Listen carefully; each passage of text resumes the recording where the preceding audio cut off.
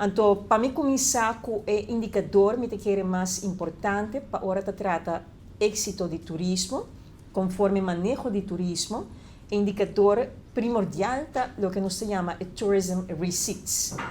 Tourism receipts está guardo registrar e compilar para o Banco Central de Aruba, é parte de conta nacional de Aruba, e isso é algo importante sobre esta entrada direta para meio de turismo, pois não indireto e tem outro impacto que o turismo está representando para Aruba, mas aqui se trata de entrada direta que está registrar.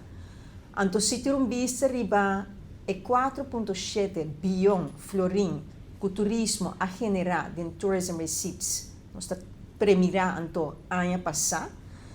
Se comparar isso aqui com o montante que nós mira na 2018, vou por concluir agora que o tourism receipts a subir com 94%.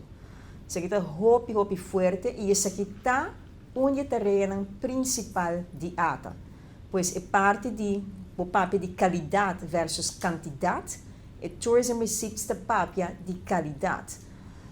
Se nós tiramos vista riba a quantidade de visitantes, pois o volume que chega a passar para meio de avião, então nós comparar isso aqui com onde ATA a iniciar na 2018, pois ATA sui generis, vou concluir que aqui para crescimento de 43%. Pois para mim, para que é dois indicadores aqui acaba, seguimento com o tourism receipts, seu crescimento 2023 comparado com 2018, está praticamente dobro do qual o volume que vai crescer para meio de avião a cresce.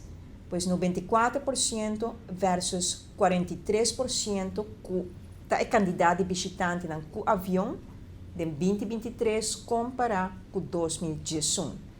E outra coisa também que nós medimos, tá, entre outros também, é parte de entrada para câmara disponível no hotel. Isso aqui nós chamamos RevPAR, e isso aqui a rata está combinar e reportar. E por mira aqui, que se mira o RevPAR de 2023 comparado com 2018, por concluir que esse aqui a subir com 82%. E por último, turismo cruzeiro, mesmo coisa 2023 versus 2018, e volume que chega de quantidade de visitantes que chega com o barco, a mostra crescimento de 36%.